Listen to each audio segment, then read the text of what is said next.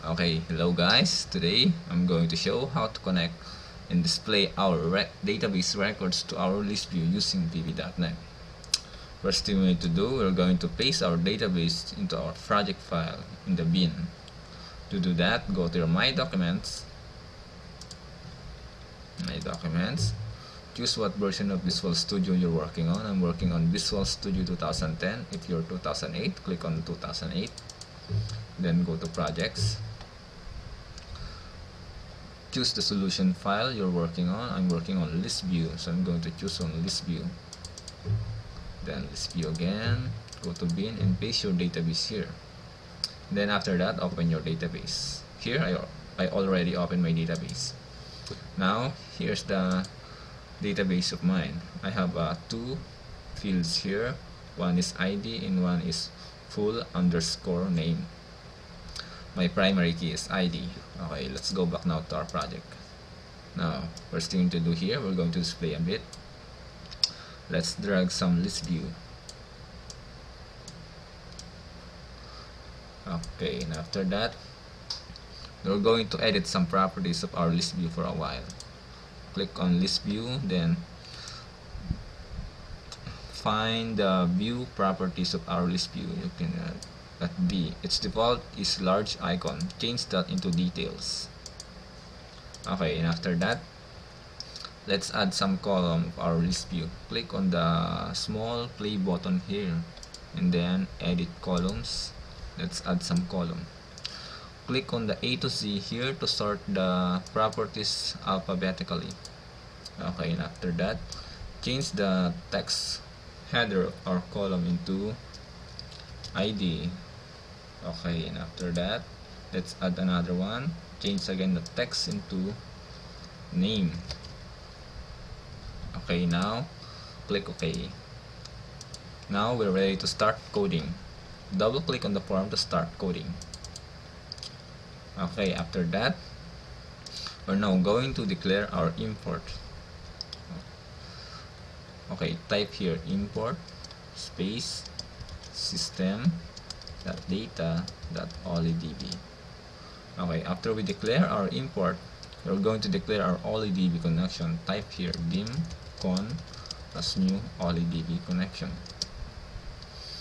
Okay, if you notice, I declare olydb connection outside private sub form1 underscore load so that this variable can be global, which means it can access every part of the public class form1 code can access this kind of variable. Okay, after that, let's add some try catch here so that if error happens, we can catch it.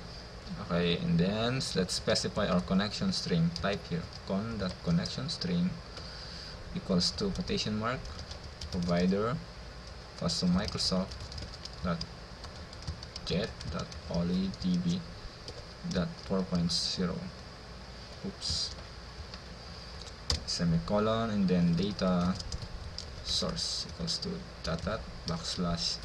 /sample mdb. And then open our connection con.open. Okay, here guys, our provider is Microsoft.jet.olydb.4.0 since we are using Microsoft Access 2003 as our database.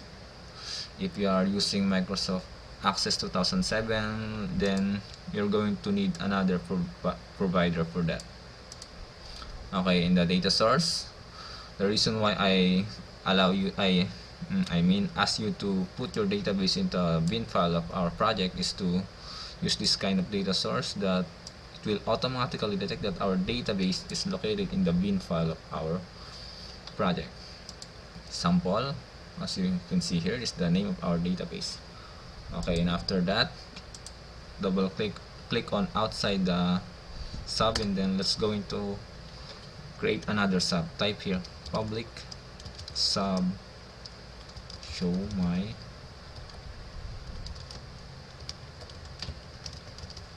records.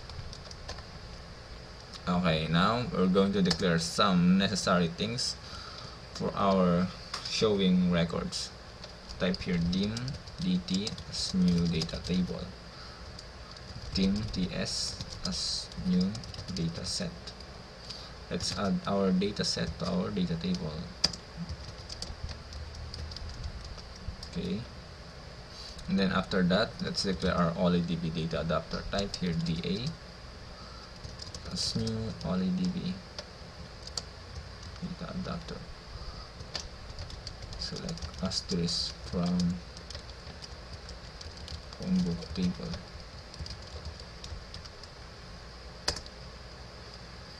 Okay, here guys, in our OLIDB data adapter, you can see I have some query here as SQL query here, select asterisk from phone book table, meaning I'm going to select all the database records of this phone book table.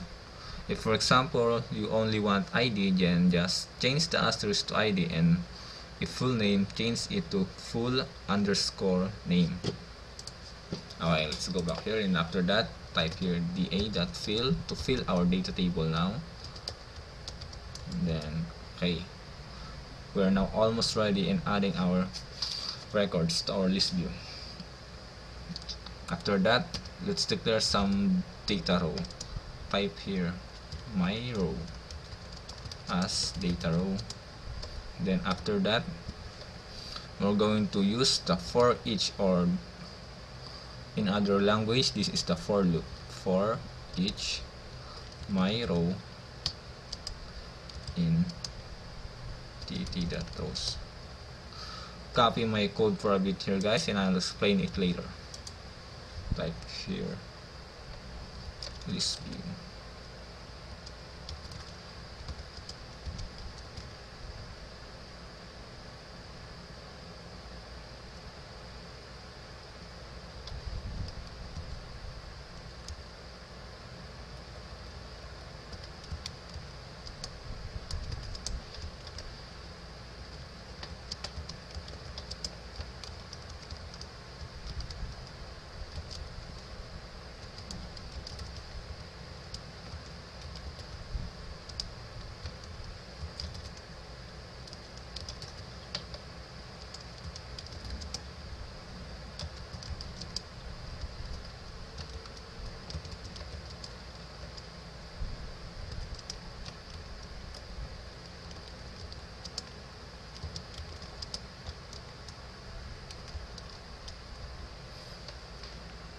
Okay, I'm going to explain this code now guys, this one. This code means that we're going to add our database records into our list view using the for each, which means we're going to start from row 1 here. For each row here, meaning from row 1 or row 0 I mean, and row 1, row 2, and row 3. Here, list view 1, we start as first column of our list view. This is the first column of our list view, and this is the second column of our list view. Oops, I forgot something here. In the first column of our list view, I'm going to add the first column, right guys, diba? Here, ID. This is the column or the first column of our database, and this is the first column of our list view. We're just going to add our first column of our database into the first column of our list view, and this one is the second column of our list view, and this one is the second column of our database. Okay guys, it's kinda hard to explain, but you will notice it later after I run the program. Okay, after that guys, let's go back to our private sub form1 underscore load. Let's going to call of our show records sub. Type here show my records.